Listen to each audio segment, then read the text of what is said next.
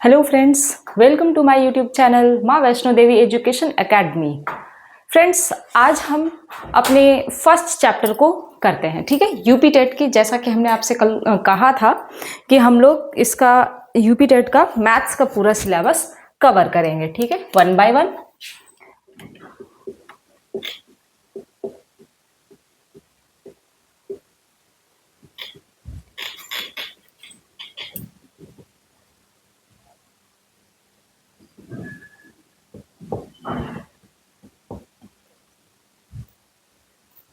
देखिए, इसमें हमारा पहला क्या था? संख्या, है ना। अब संख्या के सिर्फ हमको चार चीजें पढ़नी है: जोड़, घटाना, गुणा, भाग। अब आप देखो, संख्या क्या होता है? एक नंबर। नंबर कितने होते हैं? पहले आपको ये पता होना चाहिए कि कितने नंबर होते हैं। बताइए, कितनी संख्याएं हैं? आप सभी को पता है ना कि 0, 1, 2, 3, 4, 5, 6, 7, 8, 9, इतनी ही तो संख्याएं हैं अपनी। यानी कि टोटल कितनी हो गए? 10।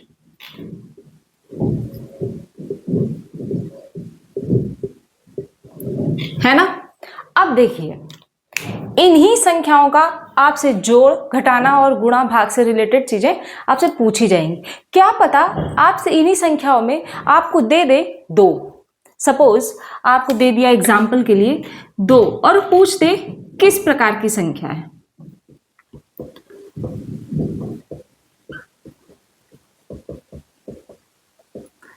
तो आप बताइए, ठीक है। मान लीजिए यहां पर ऑप्शन हो गया एक सम संख्या, ठीक है, विषम संख्या, पूर्ण संख्या और फिर यहां पर आपसे बोल दे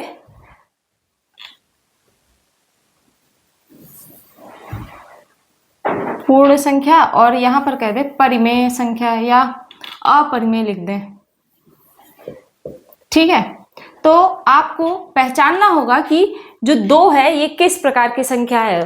केवल यही नहीं, अब आपको इतना पता है कि 2 सम संख्या भी है, प्राकृतिक संख्या भी है। अभी हम आपको बताएंगे धीरे धीरे ये सारी चीजें, सारी परिभाषाएं आपको हम बताएंगे, ठीक है।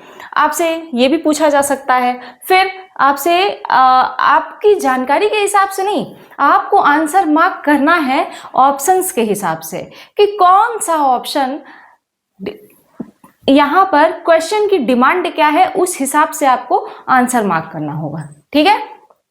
तो चलिए पहले हम इन संख्याओं के जो भी प्रकार हैं उनको पढ़ेंगे कि प्राकृतिक संख्या कौन सी होती है। फिर प्राकृतिक हो गया, पूर्ण संख्या, अपूर्ण मान लो, या फिर अभाज्य संख्याएं, भाज्य संख्याएं, ठीक है, इंटीजर्स यानी पूर्णांक, ये सारी चीजें हम सीखेंगे। तो चलिए स्टार्ट करते हैं हम लोग।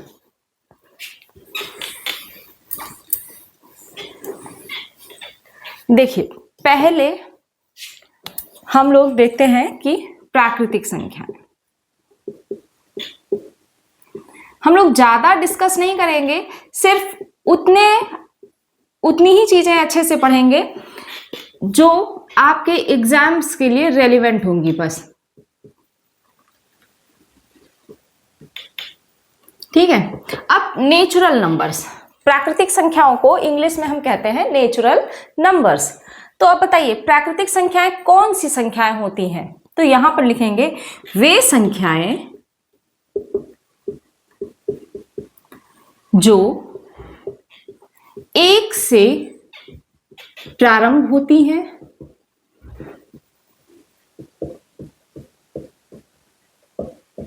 और अनंत तक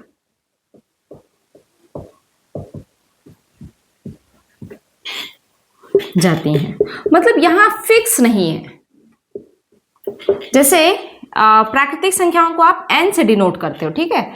n इज इक्वल टू 1, 2, 3, 4 और एंड सो ऑन। ये हो गया इनफाइनाइट का सिंबल। ये जो सिंबल है ना, ये जो चिन्ह है, ये किसका है? इनफाइनाइट, यानी कि अनिश्चित या अनंत। ठीक है, इतनी बात समझ में आई कि प्राकृतिक संख्याएं क्या हैं। देखिए, हम यहीं पे लर्न भी करते हुए चलेंगे। प्राकृतिक संख्याएं क्या है? वे संख्याएं जो 1 से प्रारंभ होती हैं और अनंत तक जाती हैं। ठीक है, वे संख्याएं क्या हो गई? प्राकृतिक संख्याएं। अब चलिए हम लोग चलते हैं, प्राकृतिक संख्या सीख लिए, अब पूर्ण संख्या पढ़ते हैं।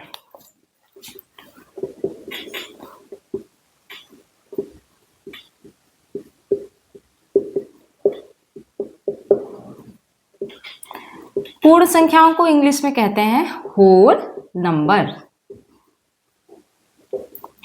अब देखिए होल नंबर्स क्या, देखिए पूर्ण, ये भी पूर्ण है पर एक संख्या नहीं है, एक अंक नहीं है, और वो अंक कौन सा है? 0। अगर यहां पर 0 से शुरुआत हो जाएगी तो ये प्राकृतिक संख्याएं भी पूर्ण कहलाएंगी। देखिए, यानी कि यहां पर होगा 0 से वे संख्याएं जो 0 से प्रारंभ होती हैं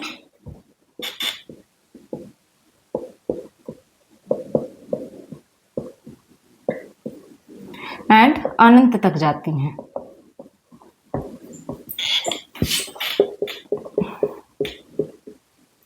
पूर्ण संख्याएं कहलाती हैं। ठीक है, इतनी डेफिनेशन आप लिख लेना। अब देखिए, इसको हम रिप्रेजेंट करते हैं W से। ठीक है, W से हम लोग इसे प्रदर्शित करते हैं, किसको? तो पूर्ण संख्याओं को। ठीक है, तो W बराबर क्या हो जाएगा? 0, 1, 2, 3 और ऐसे करके ये भी अनंत तक जाती हैं। इतनी बात समझ में आ गई होगी आपको। ठीक है, तो देखिए फिर से अब याद भी कर लेते हैं कि पूर्ण संख्याएं कौन सी संख्याएं होती हैं? तो वे संख्याएं जो 0 से प्रारंभ होती हैं। देखिए, पूर्ण आप कब होंगे बताइए? हम लोगों की जो किसी भी संख्याओं की बात है, आप अगर ऐसे भी सोचो तो संख्याएं कहां से प्रारंभ होती हैं? तो 0 से। ठीक है, तो वहीं से पूर्ण स्टार्ट हो जाता है। ठीक है, और नेचुरल नंबर, देखिए अब प्राकृतिक संख्याओं में अगर आप 0 लगा दोगे पहले तो वो फिर प्राकृतिक नहीं रह गया। ठीक है ना, अगर 1 के बाद 0 लगा दिया यानी कि 10 लिख दिया तब वो प्राकृतिक है, पर 1 के पहले अगर आपने कॉमा लगा करके 0 लगा दिया तो वो फिर प्राकृतिक नहीं होगा। ठीक है, तो आपको पूर्ण संख्याओं में क्या याद रखना है? सिर्फ प्राकृतिक संख्याओं में आपने क्या याद किया अभी कि जो संख्याएं 1 से प्रारंभ होकर अनंत तक जाती हैं वो हो गई प्राकृतिक।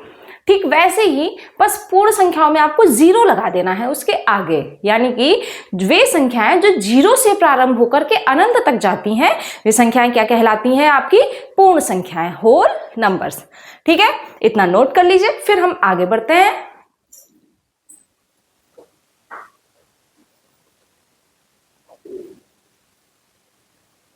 चलिए, अभी हमने देखा कि प्राकृतिक संख्याएं, पूर्ण संख्याएं। ठीक है, अब हम लोग सीखते हैं सम संख्याएं और विषम संख्याएं।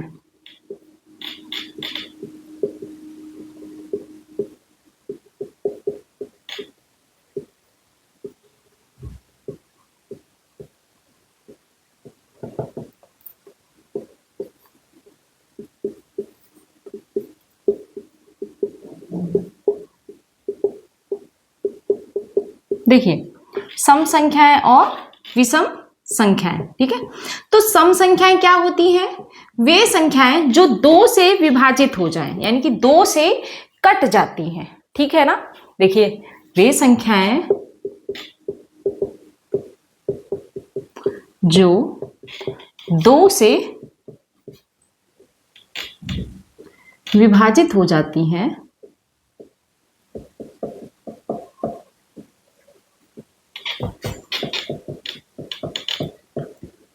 सम संख्याएं कहलाती हैं। ठीक है, वो आगे आप लिख लेना। एग्जाम्पल के तौर पे E इज इक्वल टू क्या हो जाएगा?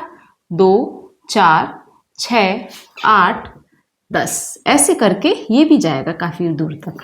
अनंत तक। ठीक है, अब विषम संख्याएं तो यानी कि जो 2 से नहीं विभाजित होंगी। ठीक है, वे संख्याएं जो 2 से विभाजित नहीं होती हैं,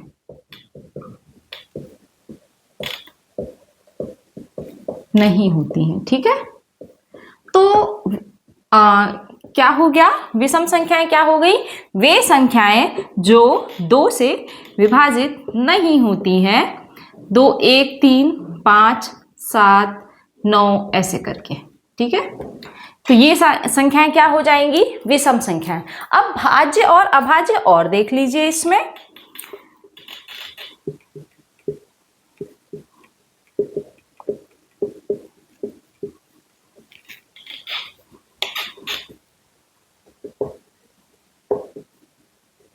प्राइम नंबर्स,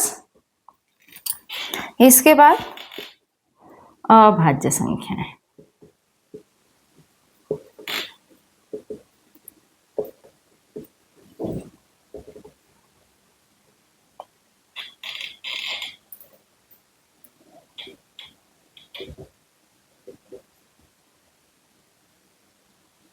देखिए, तो भाज्य संख्याएं कौन सी संख्याएं होती हैं, वे संख्याएं, ठीक है ना, कौन सी, जिनके जो मतलब कि जिनके 2 से अधिक गुणनखंड हो। ठीक है, कैसे समझेंगे, अब देखिए अभाज्य पहले आप देखो, यानी कि वे संख्याएं जो केवल स्वयं से और 1 से विभाजित होंगी वो हो जाएंगी आपकी अभाज्य संख्याएं। तो देखिए, वे संख्याएं जो स्वयं से और 1 से विभाजित होती हैं,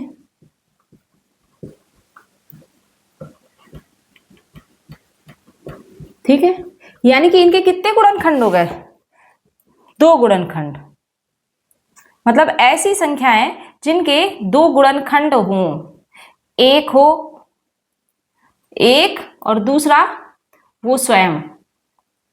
ठीक है, अब भाज्य संख्याओं में आ जाओ। अब जिनके 2 से अधिक गुणनखंड हो, क्या समझ में आएगा यहां पर, इसीलिए हमने पहले अभाज्य को लिखा। वे संख्याएं जिनके 2 से अधिक गुणनखंड हों, भाज्य कहलाएंगी। ठीक है, अब देखिए जैसे हमने यहां पर लिखा 6, देखना ध्यान से, 6 जो है किससे किससे कटेगी बताइए, 1 से कट जाएगी, कट जाएगी ना, 2 से कटेगी क्या, बिल्कुल कटेगी, 3 से कट जाएगी क्या, कट जाने का मतलब ये एक जैसे 6 है। देखो आप, रुको ये वाला हम इरेज कर देते हैं फिर चलते हैं।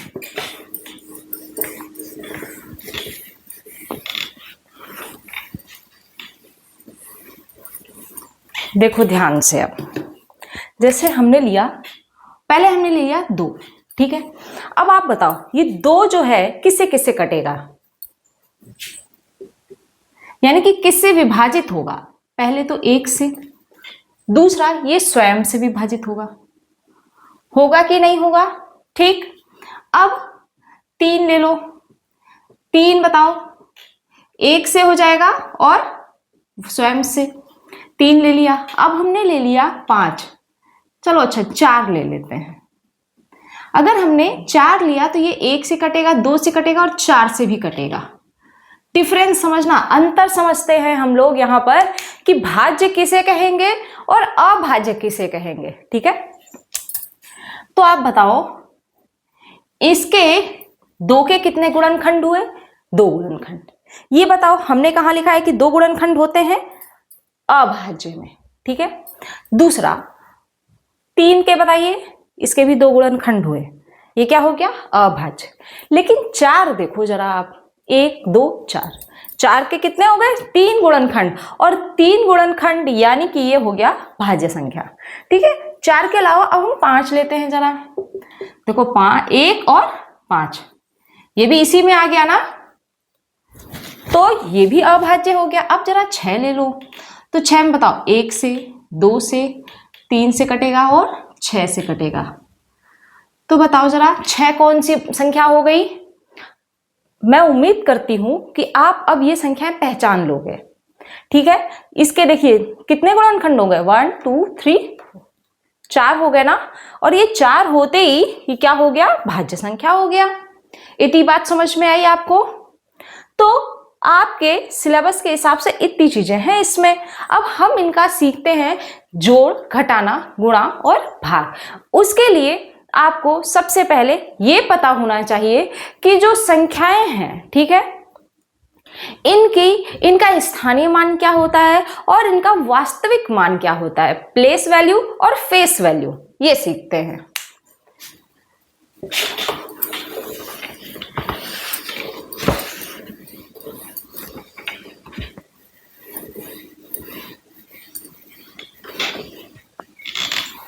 फिर हम सीखेंगे इनका जोड़ घटाना। देखो, हम लोग पहले सीखते हैं वास्तविक।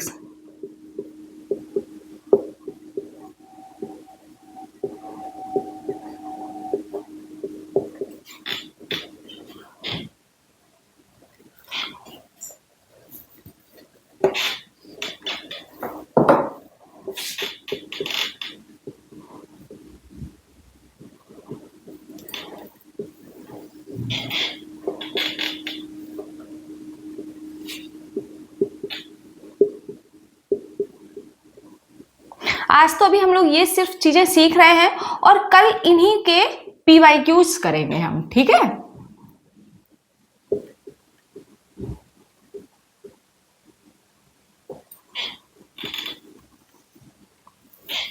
देखिए, वास्तविक मान या फेस वैल्यू।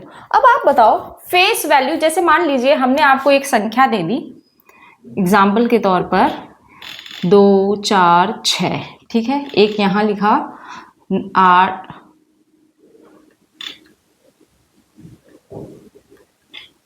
8 7 9, ठीक है। हमें इनसे आपसे पूछ दिया जाए क्वेश्चन में कि इसमें इन संख्याओं में क्रमशः 4 और 9 की फेस वैल्यू ज्ञात कीजिए। तो बताइए क्या होगा? फेस मतलब क्या? आप फेस से चेहरा होता है ना, और वास्तविक क्या होता है? जो है, जैसे हम आपको सामने दिख रहे हैं तो जो है हम वही दिख रहे हैं। लाइव में यही होता है ना, यही होता है ना लाइव में। तो जो वास्तव में जो रियल चीज है वही चीज उसकी फेस वैल्यू होगी, ठीक है। अब जैसे आपसे कहा हमने कि 4 का और यहां पर 9 का, तो 4 की फेस वैल्यू यानी कि 4 का चेहरा क्या है? 4 ही है ना, चाहे उसको जैसे भी रखो वो 4 ही कहलाएगा। तो भाई जब ये 4 ही कहलाएगा तो इसकी फेस वैल्यू क्या हो जाएगी? फेस वैल्यू ऑफ 4 इज 4, ठीक है। यानी कि 4 का वास्तविक मान क्या हो जाएगा? 4। इतनी बात समझ में आई। अब 8, इसमें 9 का देख लेते हैं। तो बताओ जरा आप सभी कि जो 9 है उसका वास्तविक मान क्या होगा? 9 का वास्तविक मान 9 ही होगा, ठीक है। अभी आपको बहुत ना आसान लग रहा होगा। धीरे धीरे देखिए, शुरुआत जो होती है ना वो बेसिक से और अच्छे से करते हैं ताकि चीजें हमें स्टार्टिंग से लेके एंड तक पूरी समझ में आए, अच्छे तरीके से आए, ठीक है।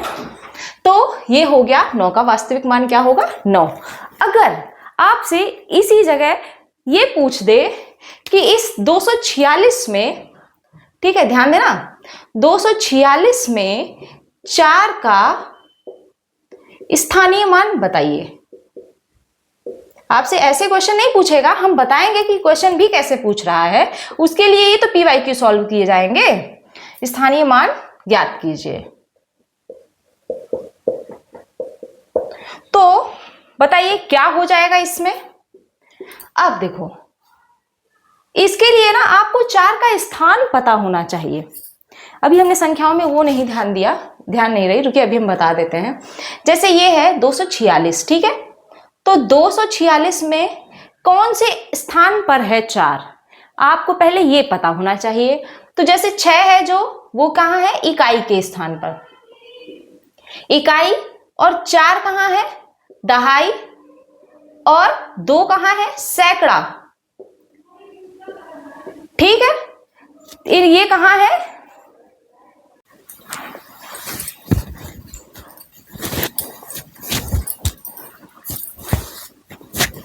हाँ तो फ्रेंड्स देखिए अभी हमने क्या देखा कि इसको, सॉरी ये चीज ना थोड़ी सी गलत हो गई थी, इसे जातीय मान बोलते हैं, जातीय मान, ठीक है। यानी कि जातीय मान क्या हो गया, कोई भी संख्या जो अंक है, बोल दिया, जैसे यहां पर क्या बोला कि 246 में 4 का जातीय मान बताइए, तो 4 का जातीय मान 4 ही होगा, ठीक है। ठीक वैसे ही जब आप स्थानीय मान निकालते हो तो स्थानीय मान में क्या हो जाता है कि हमें इकाई, दहाई, सैकड़ा, हजार, 10,000, लाख, 10 लाख, करोड़, 10 करोड़, ये संख्याओं का क्रम पता होना चाहिए, ठीक है, तब आप इकाई और ये स्थानीय मान ज्ञात कर सकते हो। तो देखो आप, जैसे ये 6 है, अब मान लीजिए इसमें आपसे, देखिए इसमें ना क्वेश्चन कैसा बनता है, इसमें हमने क्या बोला है कि 4 का स्थानीय मान ज्ञात कीजिए, तो 4 बताइए किस अंक पे है, इकाई, दहाई, दहाई पे है ना, तो दहाई में कितने से गुणा किया जाता है, 10 से, तो कितना आ गया, 40। अब ये दो चीजें आपने सीखी, मान लीजिए और हम ले लेते हैं एग्जाम्पल 9, 8, 7, 3, 5, इसमें आपसे कह दे कि 8 का निकालिए, तो 8 किस स्थान पे बताइए, इकाई, दहाई, सैकड़ा, हजार, हजार पे है ना, यानी कि कितने से गुणा करोगे आप, 1000 से, कितना आ गया, 8000, ठीक है। और ये 1000 के बाद ये क्या आ जाता है, 10,000, तो 10,000 से गुणा कर देते, ठीक है। अब हम देखते हैं इसका क्वेश्चन क्या बनता है, किस टाइप का क्वेश्चन आता है यहां पर।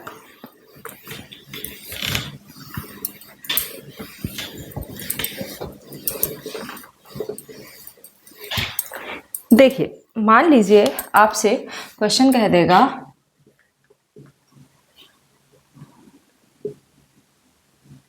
9, 4, 3, 5, 2 व 7, 3 में 4 का स्थानीय मान और जातीय मान का दोनों का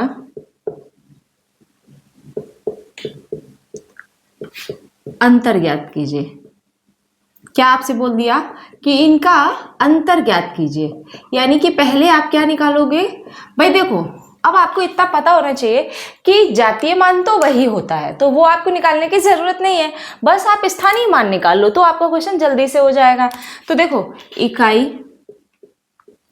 दहाई, सैकड़ा और ये हजार, लेकिन 4 का पूछा है ना, 4 किस प्लेस पे है, सैकड़ा पे, यानी कि 4 का स्थानीय मान क्या आ जाएगा,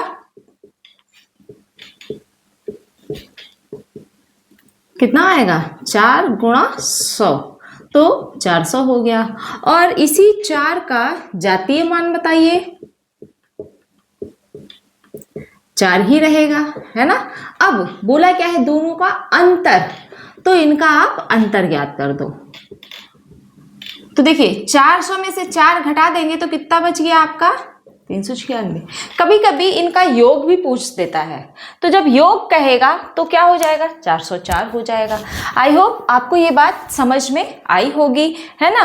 तो आज हम लोग इतना ही रखते हैं, फिर हम लोग मिलेंगे नेक्स्ट लेक्चर में, जिसमें ऐसा करते हैं थोड़ा इनके जोड़ घटाना और भी सीख लेते हैं। जैसे मान लीजिए अभी हमने क्या सीखा, संख्याएं, ठीक है, संख्याओं को कैसे क्या करते हैं, और हाँ संख्याओं की विभाज्यता के नियम भी अभी हमें देखने होंगे, ठीक है ना, क्योंकि विभाज्यता पर क्वेश्चन एक आध आते हैं, है ना। अब देखिए जैसे मान लीजिए यहाँ पर आपसे संख्याओं के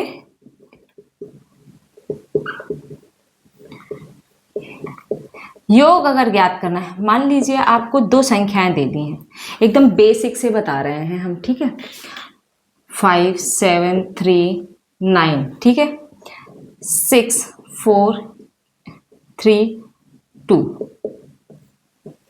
दूसरी ये हो गई,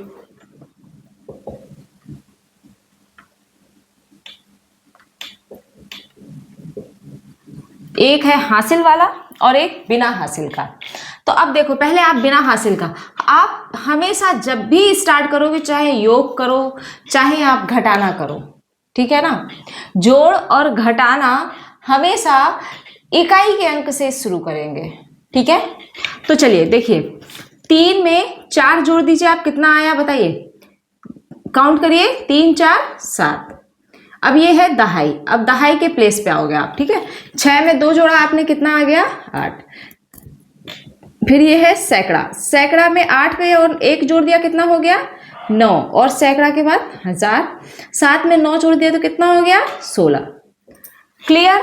अब देखिए हासिल वाला एक देख लीजिए, 9 में 6 जोड़ा, कितना आ गया 15, एक हासिल इधर आ गया ऊपर, 3 4 7 और ये एक हासिल 8। अब देखिए 7 3 10, फिर हासिल एक आ गया ना, यहाँ एक आ गया, 5 2 7 1 8, ठीक है। अब आप कभी कभी क्या हो जाता है ना, बच्चे क्या सोचते हैं, जैसे 9 6 15 आया तो वो ये यहाँ ना लगा करके वो डायरेक्ट यहीं पे 15 लिख देते हैं, यहाँ 10 लिख देंगे, ठीक है।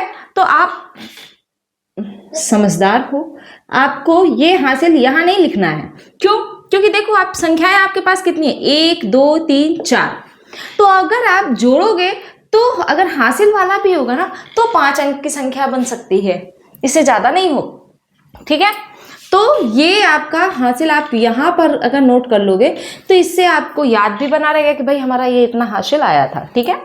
ये तो हो गया जोड़ कैसे करेंगे आप। अब मान लीजिए इसी जगह पे हम घटाना करते हैं, ठीक है।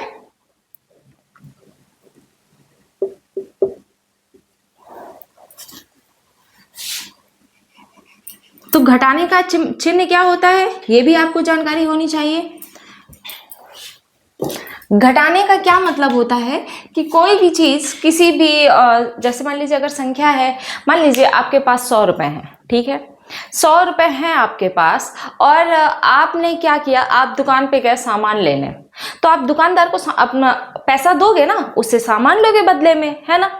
तो इस जगह पे आपका क्या होगा, आपके पैसे खर्च होंगे, है ना। आप दुकानदार को दोगे, जितने का सामान लिया है तो कुछ पैसे खर्च होंगे ना, उस जगह हम क्या करते हैं, घटाना।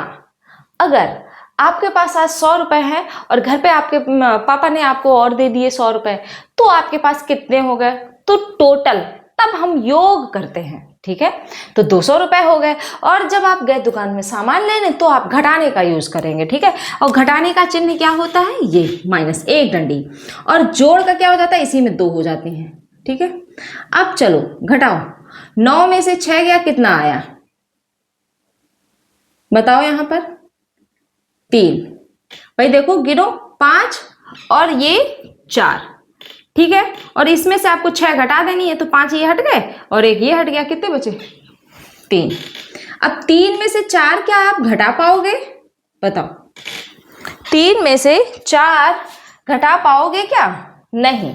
फिर क्या करोगे भाई, मान लो आपके पास 3 रुपए हैं, आप दुकान में सौदा लेने के लिए गए हैं, 4 रुपए की सौदा आपको मान लो लेनी है, तो क्या आप दुकानदार आपको दे देगा, नहीं देगा ना।